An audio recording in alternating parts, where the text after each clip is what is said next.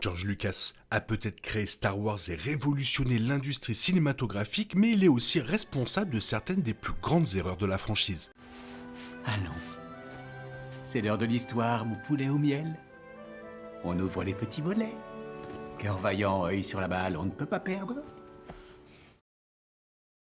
Avant de commencer, et bien évidemment, j'ai un profond respect pour Lucas en tant qu'individu, pour sa vision des films Star Wars et pour la façon dont il a toujours repoussé les limites de la technologie cinématographique. Il était doué pour créer des idées et encourager les autres à faire de même, supervisant certains de mes projets Star Wars préférés. Pourtant, ce n'est un secret pour personne que Lucas a pris des décisions au fil des ans qui ont nui à Star Wars et n'ont pas été appréciées par des fans. Qu'il s'agisse de la qualité de l'un de ses films, de la direction douteuse de certaines histoires ou de son mépris pour des choses que beaucoup de fans adoraient, Lucas a fait des choix plutôt impopulaires. Ses plus grosses erreurs avec Star Wars ne compromettent en rien son héritage, mais je pense qu'elles mériteraient d'être corrigées afin que la franchise puisse éviter de telles erreurs.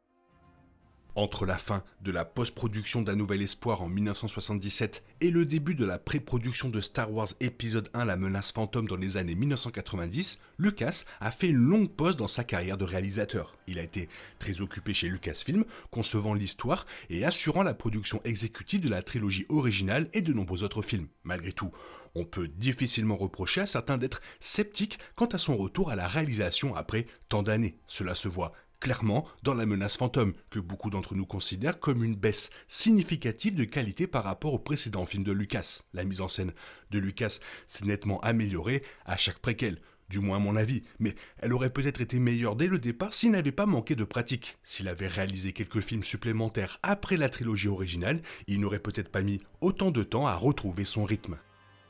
Voilà une erreur qui me laisse un sentiment plus mitigé, mais je tenais à l'aborder. Lucas n'avait clairement jamais prévu que Luke et Leia soient frères et sœurs. Luke avait un léger béguin pour elle dans le premier film Star Wars, et les deux s'embrassaient même brièvement dans le second. La sœur jumelle de Luke devait initialement être un nouveau personnage, mais lorsque Lucas a choisi de ne plus faire de film, Leia était la seule option viable. C'est pourquoi j'ai été indulgent envers Lucas après avoir fait de Luke et Leia des frères et sœurs, et les histoires Star Wars suivantes ont plutôt bien fonctionné. Quoi qu'il en soit, il est indéniable que c'est un peu gênant dans le Retour du Jedi, et la révélation n'est pas traitée avec la même force et la même exécution remarquable que les autres meilleurs rebondissements Star Wars. Ce n'est peut-être pas une erreur aussi grave que d'autres sujets de la liste, mais j'ai pensé qu'elle méritait d'être évoquée.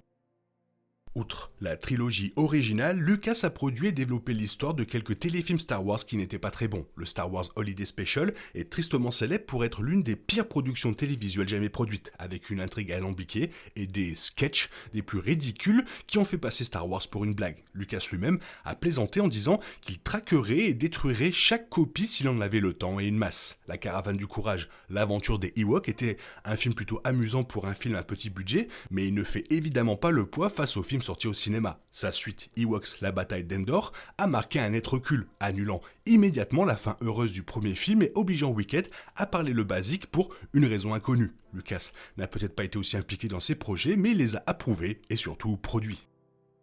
La plus grosse erreur que beaucoup de fans reprochent encore à Lucas est sans doute sa tentative d'effacer de la mémoire du public les versions cinéma des films Star Wars. Malgré le travail révolutionnaire d'Industrial Light and Magic en matière d'effets visuels, Lucas lui-même était notoirement insatisfait des versions cinéma. Cela l'a conduit à créer les éditions spéciales Star Wars en 1997 et il a continué à apporter des modifications à chaque sortie vidéo. Bien que je reconnaisse que Lucas a le droit de modifier ses films, je ne peux approuver sa décision de ne pas diffuser les versions cinéma en même temps que les éditions spéciales. Les fans l'ont supplié pendant des années, mais Lucas a refusé à chaque fois, prétextant être tombé amoureux d'un film à moitié terminé, ou insinuant que les fans devaient mûrir car Star Wars était sa création. Bien que Disney soit propriétaire de Star Wars, les versions cinéma ne sont toujours pas sorties en haute définition moderne.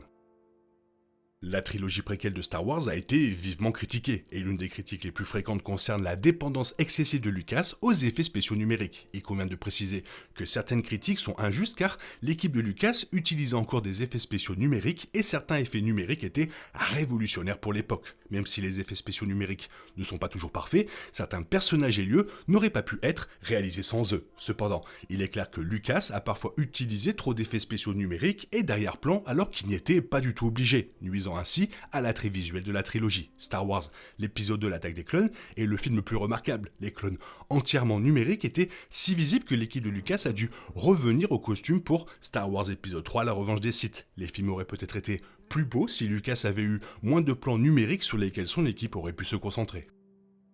Mon plus gros reproche au préquel de Star Wars est que Lucas a conservé une trop grande partie de l'intrigue pour Star Wars épisode 3, la revanche des Sith. Je comprends pourquoi Lucas a voulu commencer avec Anakin Skywalker enfant, et cela rend son basculement éventuel vers le côté obscur plus marquant. Cependant, cela donne aussi à Star Wars 1, la menace fantôme, une allure de prologue, donnant ainsi l'impression que le film suivant est un véritable recommencement. À cause de cette approche, la revanche des Sith donne l'impression d'être deux films fusionnés en un seul, surtout quand on voit les nombreuses coupes que Lucas a dû effectuer pour gagner du temps. Si Lucas avait commencé par l'attaque des clones, les points forts de l'histoire auraient pu être développés en deux films au lieu d'être précipités dans un seul. C'est loin d'être aussi mauvais que Star Wars, l'ascension de Skywalker, mais je ne peux m'empêcher d'en voir le potentiel inexploité.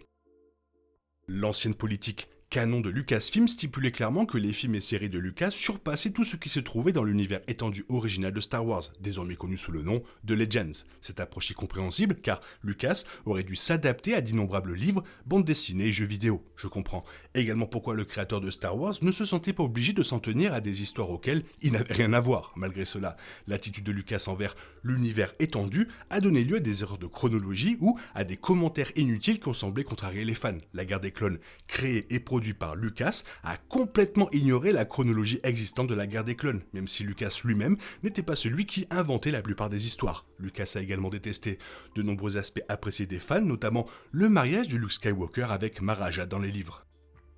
L'une des décisions les plus déroutantes de Lucas a été de présenter Star Wars The Clone Wars au cinéma. Si l'idée peut paraître judicieuse sur le papier, la manière dont elle a été réalisée n'a pas donné à Clone Wars la présentation qu'elle méritait. Le film est en réalité un enchaînement de 4 épisodes de la série télévisée, légèrement modifiés pour le grand écran. Et c'est incroyablement évident. L'animation est assez approximative, voire inachevée par moments, ce qui n'est pas surprenant puisqu'elle a été parmi les premières à être développée pour la série. On devine également où les épisodes se terminent et où le suivant commencerait, ce qui n'est pas souhaitable dans un film cohérent. Même sans ces problèmes, une intrigue centrée sur le sauvetage du fils de Jabba le Hutt ne constitue pas une aventure Star Wars particulièrement palpitante.